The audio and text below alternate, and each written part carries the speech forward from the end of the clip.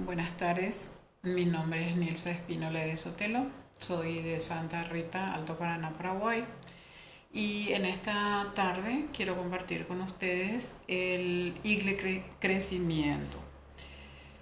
El discipulado en crecimiento, la importancia del discipulado. Todo hijo de Dios nacido de nuevo debería estar en el proceso de crecimiento y madurez, en el crecimiento y madurez de su fe en Cristo Jesús. Todos los creyentes en Cristo son sus seguidores, sus discípulos. Un discípulo es un aprendiz, uno que es entrenado para seguir las enseñanzas y el ejemplo de su maestro. El crecimiento, Jesús dijo que nosotros tenemos que ser perfectos y nos habla en el Evangelio de Mateo que dice que perfecto no significa sin pecado, sino que perfecto significa maduro, plena madurez, completo, llegando a la meta. Jesús nos llamó a tomar su yugo sobre nosotros y a aprender de él. También nos habla en el Evangelio de Mateo, en el capítulo 11 y en el versículo 29. Dios está trabajando en nuestras vidas para moldearnos y conformarnos a la imagen de Cristo. Esto fue escrito por el apóstol Pablo en Romanos capítulo 8, versículo 29. Y se nos ha mandado a crecer en la gracia y el conocimiento de nuestro Señor y Salvador Jesucristo. Es uno de los mandamientos que Jesús nos deja es ir y hacer discípulos. Es un mandamiento, no es algo que si yo quiero o no, es algo que Él nos está pidiendo, nos está diciendo coercitivamente, haced esto. Entonces nosotros tenemos que ir y hacer discípulos. Jesús, reunió a 11 personas, ¿verdad? ¿Para qué? Para hacerle crecer en la fe y que estas 11 personas salgan a discipular. Para eso Jesús le formó, le capacitó, le hizo crecer en la fe, le mostró los milagros y que podemos confiar plenamente en Jesús. El crecimiento cristiano empieza desde el día en que la persona llega a ser creyente. No vamos a cambiar esta palabra creyente. Vamos a decir, empieza desde el día en que la persona llega a ser cristiano y nunca terminará. ¿Por qué? Porque el creyente también es el diablo. El enemigo también es un creyente. Entonces todos debemos estar creciendo diariamente en nuestro conocimiento personal del Señor, nuestro entendimiento de su palabra y en nuestro servicio en su reino. Sin embargo, existe un problema en que muchas iglesias, algunos creyentes que tienen años, han detenido su crecimiento en lo espiritual. Y muchos nuevos creyentes no están siendo entrenados o discipulados adecuadamente. El evangelismo, ya hemos dicho que el evangelismo es un proceso. Es un proceso que requiere madurez espiritual, estar en la presencia de Dios. Este programa de discipulado está basado en el libro de Hechos y el cual nos enseña en forma directa e indirectamente 12 cosas de un nuevo creyente que necesita aprender y hacer. Y estas 12 lecciones vamos a verlos paulatinamente.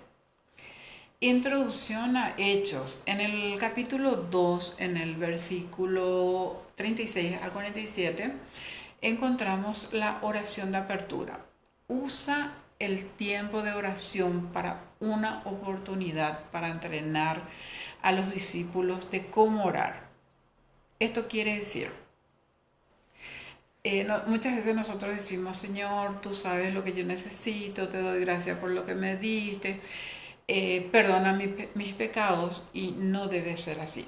la oración debe ser dirigida y la oración debe ser dirigida en forma realista. Señor, necesito de ti tal cosa.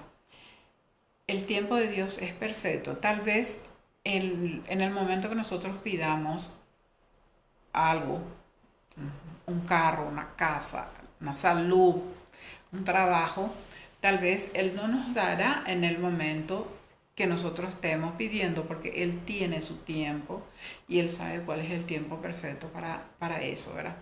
También cada pecado tiene su nombre y su apellido. Entonces, cuando nosotros nos arrepentimos de un pecado, debemos de decirle, Señor Jesús, me arrepiento de este pecado. He murmurado contra tal persona y te pido perdón. Pero también no volver a murmurar como para repetir de vuelta el pecado, ¿verdad? Una vez que nos arrepentimos de esos pecados, debemos dejar totalmente a un costado.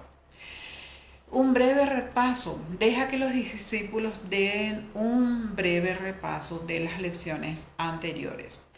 Citar versículos de memoria. Cada uno debería de ser capaz de citar de memoria los versículos anteriores. Informe de testimonios, de reenseñanza. Dejar que los discípulos informen cómo han aplicado la lección anterior o las lecciones en su propia vida y cómo han reenseñado estas cosas a alguien más. Entonces, cuando nosotros hablamos del discipulado, tenemos una red de multiplicación. ¿Qué quiere decir eso? Vamos creciendo. Entonces, el crecimiento integral viene a hacer crecer el discipulado y la iglesia. ¿Qué es la iglesia? La iglesia somos nosotros, somos el cuerpo de Cristo, y la iglesia en esencia y función nos da un símbolo que es pescar. ¿Qué significa pescar? Pescar, la P de proclamación, la E de educación, la S de servicio, la C de comunión, la A de adoración y la R de reproducción. En todo tiempo tenemos que estar adorando al Señor, alabando. En tiempo de crisis, alaba al Señor. En tiempo de bendiciones, alaba al Señor. Lo importante en este día, yo creo que es que no tenemos que dejar que un dolor o un hecho fortuito o causado por nosotros mismos, eso sea el motivo para que nosotros lleguemos a los pies de Cristo. No debemos dejar eso. Nosotros debemos de buscarlo a Cristo, a Dios, a Jesús, que es el puente para llegar al Padre, todos los días y todo el día. Por lo menos dedicarle 5 minutos, 10 minutos, si podemos una hora a un estudio bíblico, estar en constante comunión con Él y saber escuchar la voz de Dios. 5 funciones de la iglesia en Hechos, en el capítulo 2, en el versículo 42 al 47, nos habla de vuelta de la proclamación, la educación, la comunión, la adoración y el servicio, que es la red de multiplicación. Tan sabio es nuestro Señor Jesús, que esta red de multiplicación nos da con las enseñanzas de Pedro, que enseñó Jesús a ser pescadores de hombres. Entonces, todas estas personas que están alejadas de Dios, debemos de salir al encuentro de ellos. Tenemos que tener una pasión, una visión y una visión para multiplicar, para tener esa red de multiplicación. La visión, tener visión es mirar hacia el futuro y ver lo que Dios quiere hacer por medio de usted para realizar sus propósitos. Tenemos 8 elementos claves de una visión. Proyecta un cuadro claro de un futuro preferido, enfoca las posibilidades con los lentes de Dios, basados en los propósitos redentores de Dios. inconforme con el statu quo, no nos quedemos quietos. Salgamos a ensanchar nuestro lugar porque algo vendrá, como algo grande vendrá para ti, como dice la música. Ejercita la fe, comunica una comunicación en forma sencilla. Inquieta la acción, el sentido de urgencia y la visión compartida. Y voy a volver al séptimo elemento, el elemento clave de una visión, que es inquieta la acción en el sentido de urgencia. ¿Por qué? Porque los tiempos se están cumpliendo para el regreso de Jesús. Entonces, si nosotros no estamos preparados, y sería muy triste que nosotros vayamos con Jesús y nuestra familia que... Entonces una visión sin una tarea es solo un sueño y una tarea sin una visión es solo una labor. Estamos trabajando, pero ¿qué estamos haciendo? Estamos tirando las semillas en un terreno que tal vez no sea fértil. Tenemos que fomentar la relación Dios, iglesia y comunidad. Dios, iglesia, yo y mi comunidad, mi entorno. ¿Cuál es mi entorno más cercano? Mi familia. Tenemos que tener la pasión, la visión y la misión, ¿verdad? Entonces, Dios, pasión, visión, iglesia, comunidad y misión. Todo esto tenemos que tener en cuenta. El principio, debemos ver todas las partes como una unidad integral para tener una iglesia saludable y creciente.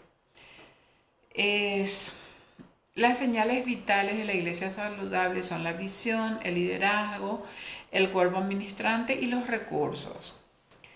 Contraste en estilo de liderato. El liderato fuerte y autoritario, tomen lo que doy. Eso es más o menos obligarle a una persona a que vaya al templo, le acepte a Jesús. Y Dios nos dio un libre albedrío para que nosotros le aceptemos a Él como nuestro único y suficiente Salvador. Contraste en estilo de liderato. El líder directivo siempre está arrastrando al otro líder, al discipulado, para seguir la visión y hacer la misión para llegar a la meta. Y el sistema de transformación, hay que ver que el árbol, pero también el bosque, ¿verdad? El principio, la iglesia es un organismo vivo como un cuerpo de Cristo y a la vez es una organización concreta y visible por la cual Dios trabaja en el mundo.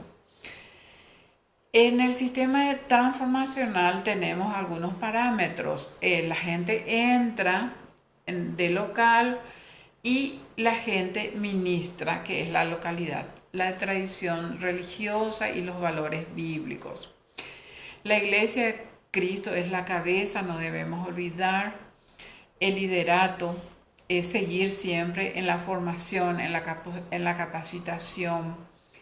La situación de cambio que describieron afecta a la comunidad o en el contexto.